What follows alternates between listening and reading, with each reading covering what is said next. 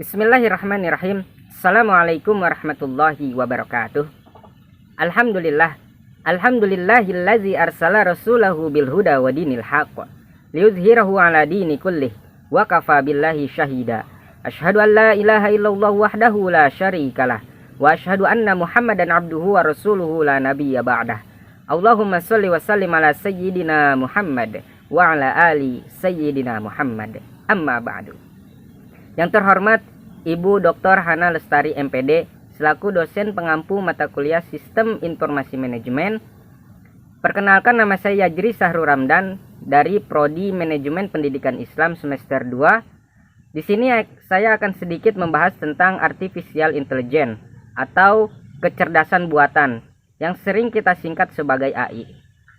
Kecerdasan buatan atau AI adalah bidang ilmu komputer yang dikhususkan untuk memecahkan masalah kognitif yang umumnya terkait dengan kecerdasan manusia, seperti pembelajaran, pemecahan masalah, dan pengenalan pola.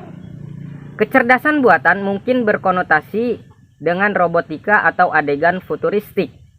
Kecerdasan buatan atau AI mengungguli robot fiksi ilmiah ke dalam non-fiksi ilmu komputer canggih modern. Intinya, kecerdasan buatan memungkinkan komputer untuk belajar dan berpikir hampir sendiri. Jelas, meski AI dapat membayar untuk memproses dan menganalisis data, AI tidak memiliki kemampuan kognitif yang sama dengan otak manusia. AI pasti memiliki kelebihan dan kekurangan. Apa sih kelebihan dan kekurangan AI tersebut? Mari kita bahas. Kelebihan AI yang pertama yaitu mengurangi human error. Manusia dapat membuat kesalahan, tetapi komputer jika diprogram dengan benar akan membuat lebih sedikit kesalahan di area tertentu, karena keputusan AI berasal dari data yang dikompilasi dengan algoritme yang dirancang. Kesalahan dikurangi, akurasi ditingkatkan, dan presisi dimungkinkan. Yang kedua, memfasilitasi pengambilan keputusan lebih cepat. Menentukan cara untuk menghemat waktu dengan membuat keputusan lebih cepat selalu berharga. AI dapat melakukan ini. Yang ketiga, menawarkan ketersediaan 24/7 terus-menerus. AI hampir tidak pernah istirahat atau membutuhkan tidur, sedangkan tubuh dan pikiran manusia membutuhkan istirahat untuk terus berfungsi pada tingkat yang optimal.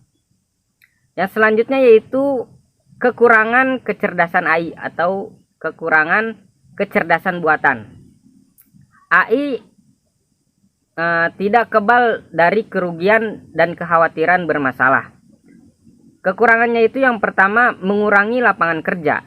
Meskipun mengganti pekerjaan berulang dan jenis pekerjaan lain dengan AI bermanfaat bagi perusahaan, tidak diragukan lagi. Hal ini juga akan mempengaruhi pekerjaan. Peran pekerjaan tradisional akan dihapus, menyebabkan pengangguran bagi mereka yang melakukannya. Yang kedua, kurangnya kemampuan kreatif. Salah satu kelemahan menggunakan AI, terutama saat berperan dan dalam strategi pemasaran konten, adalah ketidakmampuannya untuk menjadi kreatif dan inovatif. Yang selanjutnya yaitu dilema etis.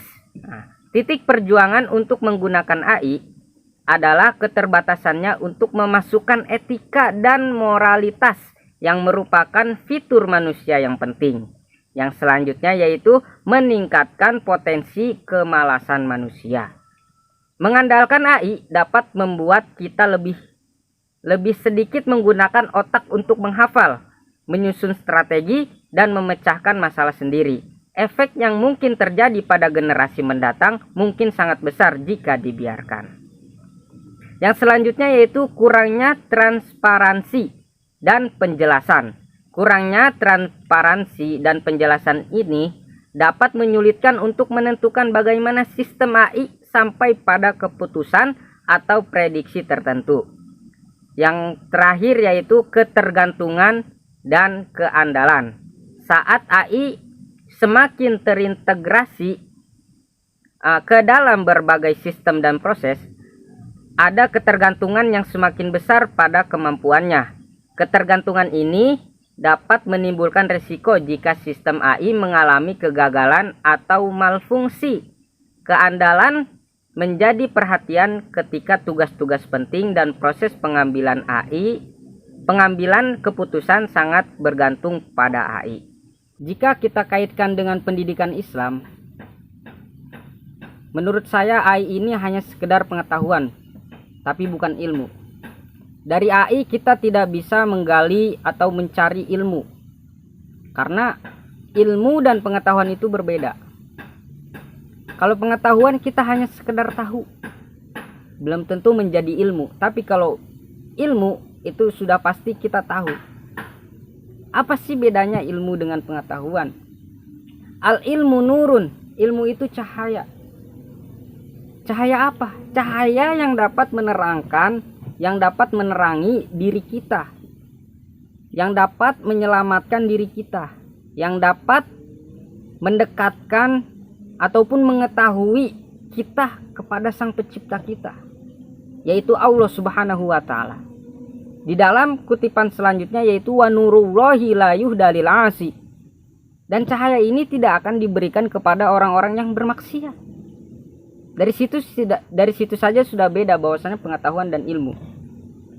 Karena yang menggunakan AI belum tentu semuanya umat Islam, dan belum tentu semuanya soleh, ya kan? Sedangkan ilmu itu diberikan kepada orang-orang yang soleh, bukan orang-orang yang bermaksiat. Dari situ sudah beda. Dan mengapa ketika kita menggunakan AI itu kita tidak bisa menambah ilmu gitu? Karena di dalam AI ini tidak memiliki etika dan moralitas, dan AI tidak dapat menjelaskan suatu penjelasan lebih mendalam karena tidak tahu siapa gurunya gitu. Sedangkan dalam Islam itu, barang siapa yang tidak memiliki guru, maka gurunya adalah setan. Nah, itu harus jelas sanadnya, harus musalsal sampai kepada Rasulullah SAW.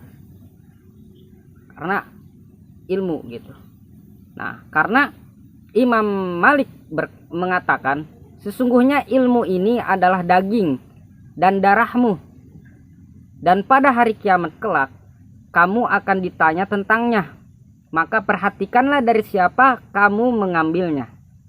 Dengan demikian seseorang tidak bisa mengamalkan ajaran-ajaran ilmu tasawuf ataupun ilmu agama bila tanpa bimbingan guru atau mursyid. Jika tidak memiliki, maka ia akan tersesat dan kehilangan arah. Lalu yang selanjutnya yaitu ketergantungan dan mengandalkan. Di dalam Al-Quran telah dijelaskan Allahus Samad. Allah tempat meminta, Allah tempat bergantung. Jadi hakikatnya segala sesuatu itu kita gantungkan kepada Allah Subhanahu wa Ta'ala. Sedangkan di sini AI ini dapat ketergantungan atau mengandalkan. Sedangkan di dalam Al-Quran itu telah dijelaskan bahwasannya ketika kita menginginkan sesuatu, kita gantungkan, kita meminta kepada Allah Subhanahu wa Ta'ala. Kenapa seperti itu? Karena jika kita menggantungkan, jika kita mengandalkan kepada AI ini, maka akan merasakan kekecewaan, akan merasakan sakit hati ketika AI ini tidak sesuai dengan keinginan kita. Nah, kalau kita gantungkan kepada Allah Subhanahu wa Ta'ala, tidak akan merasakan kekecewaan ataupun sakit hati, karena kita sudah menerima ketentuan dari Allah Subhanahu wa Ta'ala. Minimal kita tidak kecewa dan sakit hati. Makanya kita harus bergantung kepada Allah Subhanahu wa Ta'ala. Lalu yang selanjutnya yaitu potensi meningkatkan kemalasan. Imam Syafi'i telah mengatakan, ijhad wala taksal wala takun ghafilan fanadamatul uqbaliman yatakasal. Bersungguh-sungguhlah dan jangan bermalas-malasan. Karena penyesalan itu bagi orang-orang yang bermalas-malasan. Jadi kalau kita bermalas-malasan di masa muda kita, maka tunggulah di masa tua kita akan merasakan penyesalan. Lalu mengingat syarat mendapatkan ilmu menurut Imam Syafi'i itu, yang pertama menurut Imam Syafi'i, akhi lan tanalal ilma illa bisittatin saunbika antaf siliha bibayanin. Yang pertama zakaun wa hirsun wajtihadun wa bulghatun wa suhbatul ustaz wa tulu zaman. Saudaraku tidak akan memperoleh ilmu kecuali dengan 6 perkara yang akan saya beritahu perinciannya. Yang pertama itu kecerdasan. Nah, kita itu sudah diberikan kecerdasan oleh Allah Subhanahu wa taala. Semua orang memiliki kecerdasan masing-masing. Sudah Allah berikan kecerdasan. AI ini kan artificial intelligence, yang artinya aja kecerdasan buatan yang dibuat-buat, kecerdasan yang dibuat-buat. Sedangkan di dalam diri kita itu ada potensi kecerdasan. Kenapa kita tidak manfaatkan kecerdasan tersebut? Dengan apa? Dengan belajar, dengan menuntut ilmu. Kita itu memiliki kecerdasan yang telah Allah berikan. Yang selanjutnya yaitu semangat. Wahirsun itu semangat. Jadi jangan bermalas-malasan. Kita tuh harus semangat. Terus yang selanjutnya sungguh-sungguh. Manjada wajada. Barang siapa yang bersungguh-sungguh dapatlah ia. Menurut kiai saya, bahkan kiai saya itu pernah berkata, yang sungguh-sungguh aja belum tentu berhasil, apalagi yang enggak sungguh-sungguh gitu. Yang selanjutnya itu berkecukupan. Yang dimaksud yang berkecukupan ini yaitu biaya ataupun modal. Jadi syarat untuk mendapatkan ilmu itu kita harus membutuhkan modal ataupun biaya. Yang kelima itu bersahabat atau belajar dengan ustadz ataupun guru. Nah, dari situ kita harus memiliki seorang guru. Kita bersahabat, digali. Guru itu memiliki ilmu apa? Kita gali, kita cari tahu apa. Terus yang selanjutnya yaitu membutuhkan waktu yang lama. Yang dimaksud membutuhkan waktu yang lama itu dengan ketika kita ingin mendapatkan suatu ilmu, kita harus memiliki waktu yang panjang, tidak sebentar. Jadi kalau kita mempelajari ilmu agama itu enggak sebentar, tapi membutuhkan waktu yang panjang. Bahkan seorang muslim itu diwajibkan menuntut ilmu itu sampai liang lahat. Utlubil ilma minal mahdi ila lahdi. Tuntutlah ilmu dari buayan hingga liang lahat. Gitu. Jadi kesimpulannya yaitu AI hanyalah sebatas pengetahuan dan kita tidak boleh bergantung kepada AI dan mengandalkan AI.